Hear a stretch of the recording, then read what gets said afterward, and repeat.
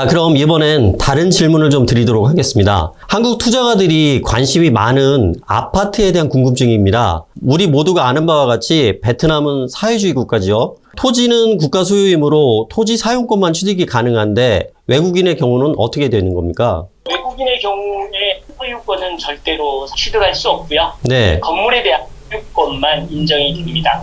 현재까지 그 소유권도 50년까지만 하나여서 인정이 되고 있습니다. 건물에 대한 소유권이 50년이 지나게 되면 어떻게 되는 거죠? 50년 이후에는 토지와 건물을 정부에 반납하게 되는데요. 이때 이제 건물의 재산권을 재산권에 대한 보상을 받을 것인지 아니면 털거를 하고 원상복구를 할 것인지 네. 그것은 이제 판단에 맡기게 될 것이고요. 본인이 이 토지와 건물에 대한 임대를 조금 더 연장하고자 한다면 네.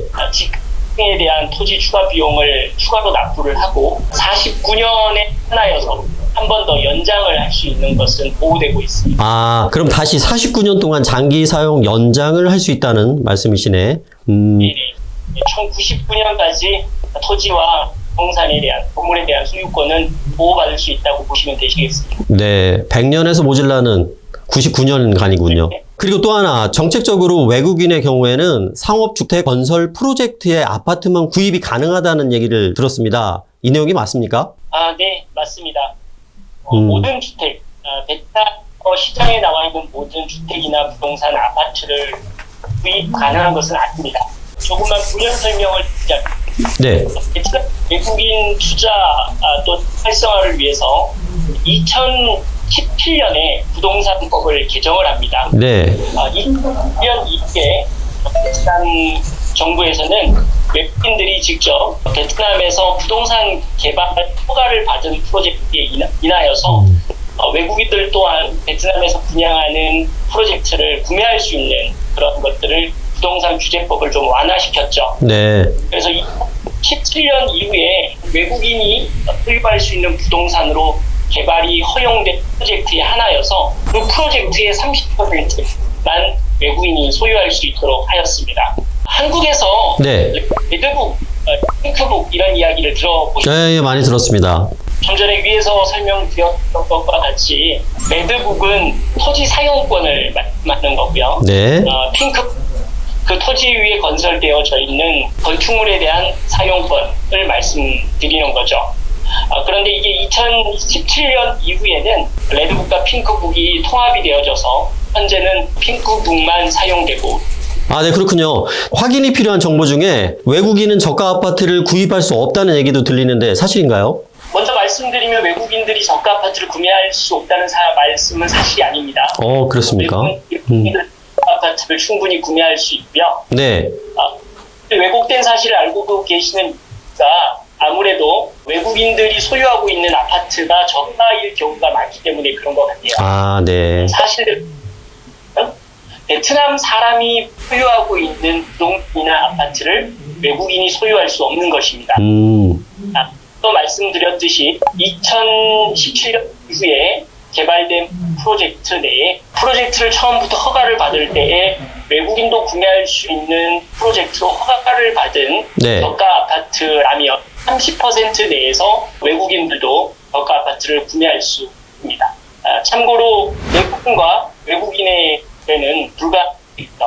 자, 그렇다면 외국인들이 저가 아파트를 구매할 수 없고 고급 아파트만 구입이 가능하다는 얘기는 잘못된 얘기네요. 네, 맞습니다. 자, 그럼 외국인이 자신의 소유 아파트나 오피스로 임대 사업을 할 경우에는 어떻게 됩니까? 본인의 집이나 오피스를 임대하는 것은 가능하고요. 네. 그런 임대업을 할 임대사업자 등록증을 취득하여야 합니다. 하지만 임대사업자 등록증을 취득하는 것이 쉽지 않습니다. 그렇다 보니 외국인들이나 또 임대업을 할 때는 그런 사업권을 가지고 있는 부동산에서 네. 사업권을 빌려서 임대업을 하고 있는 시스템입니다. 그렇군요. 부동산 일부 수수료는 지급하여야겠죠. 예. 자, 그럼 예를 좀 실질적으로 수치를 대입해서 한번 들어보겠습니다. 호치민 시내에서 한국 평수로 이제 한 30평 정도 되는 아파트를 구입한다면 그 가격과 임대 수익률은 얼마나 나옵니까? 말씀하신 규모의 가장 호치민에서 핫한 프로젝트라고 설명을 드리자면 네. 빈탕군에 홈 센트럴 파크와 네. 2군에 있는 에스텔라 하이츠로 볼 수 있겠습니다. 현재 한국 평수로 30평 정도 되는 아파트들이 네.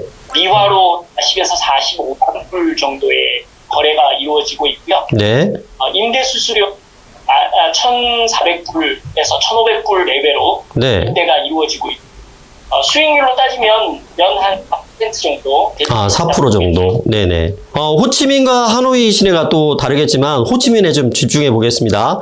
호치민의 오피스 10평 내외 가격의 수익률은 또 어떻게 되는지 궁금한데요. 그것도 좀 설명을 좀 부탁드리겠습니다. 2군에 있는 선에비뉴 오피스를 기준으로 봤을 때 한 10만 불 정도 내외에서 지금 매매 거래가 이루어지고 있고요. 네. 임대는 한 400불 내외로 보시면 될 것 같아요.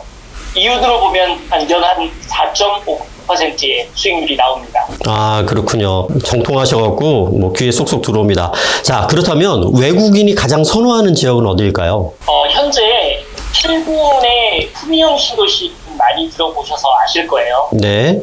하지만 베트남이 호치민시에서 수도권과 호치민시를 이렇게 통합해서 신도시로 개발을 하면서 현재는 2군이 가장 각광을 받고 있습니다. 2군은 푸디의 남부 지역을 통합해서 2군을 투둑시로 명명하고 있는데 이곳은 명문 국제학교와 시내의 접근성이 굉장히 양호합니다.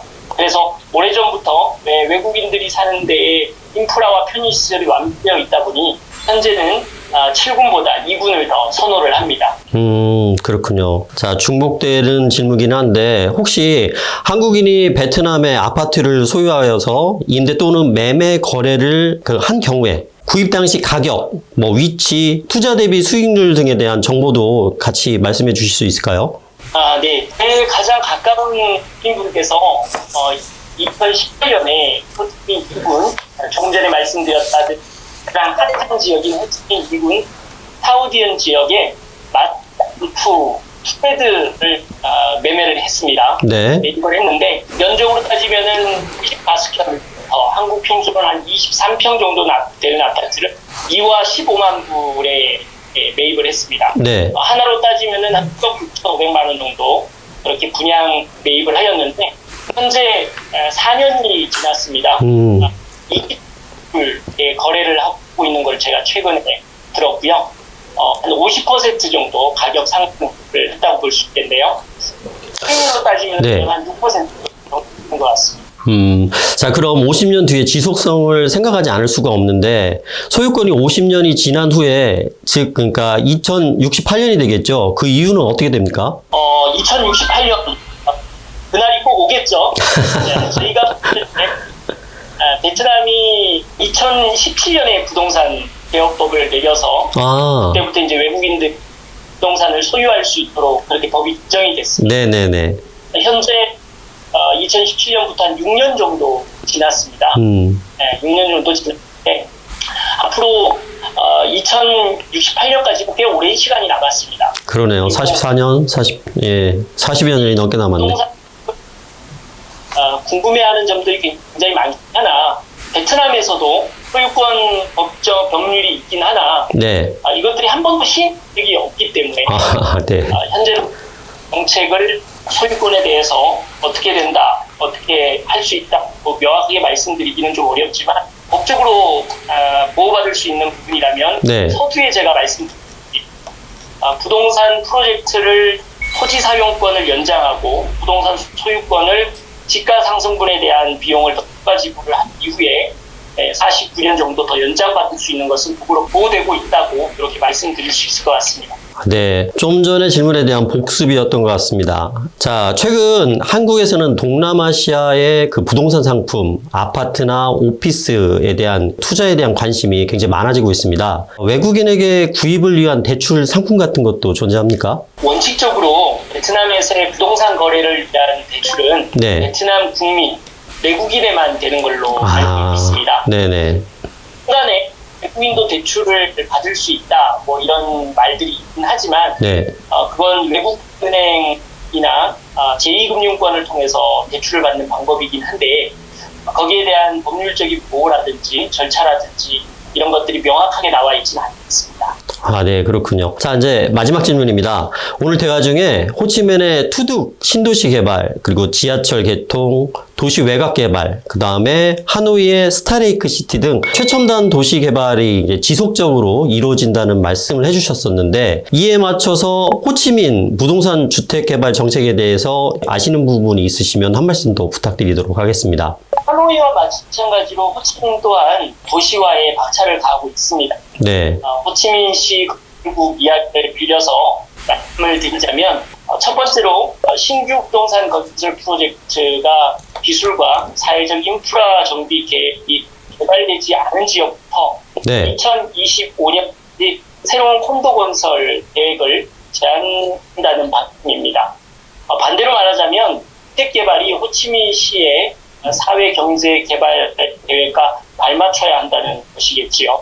다른 하나는 호치민시가 연평균 20만 명의 인구가 증가한다는 것으로 상정해서 주택 개발이 반드시 이루어져야 한다는 것입니다. 네. 또한 윈 건설부 장관은 주요 도시 대도시에서 주택 개발 관련 규제를 완화하고 사회주택 등 중저가 아파트 개발을 우선적으로 토지를 배정하겠다고 발표를 한 바 있습니다. 이렇게 보면 도심으로 몰려드는 많은 젊은 층들이, 그리고 제조업에 종사하는 노동력들이, 그리고 또한 저소득층들이 중저가 아파트를 중심으로 많이 늘어나게 될 것이고요. 정부도 거기에 맞춰서 개발을 준비하고 있습니다. 네, 역시 도심으로 몰려드는 인구 증가에 따른 도시개발 정책이 중요한 포인트인 것 같습니다. 자, 오늘 팩트가 살아있는 좋은 말씀 감사합니다. 다음 기회에 다시 한번 찾아뵙겠습니다. 그때도 또 좋은 말씀 부탁드리겠습니다. 고맙습니다.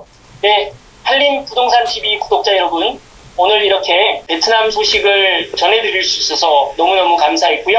다음 기회를 통해서 또 한 번 만날 수 있었으면 좋겠습니다. 감사합니다. 네, 감사합니다. 자, 오늘 한림부동산TV는 베트남 부동산의 가장 핫한 뉴스, 신도시 개발 정책, 그리고 아파트 및 오피스에 대한 동향에 대해서 팩트를 체크해 왔습니다. 다음 기회에 더 알찬 내용을 가지고 여러분께 찾아뵙도록 하겠습니다. 오늘은 여기까지입니다. 여러분, 감사합니다.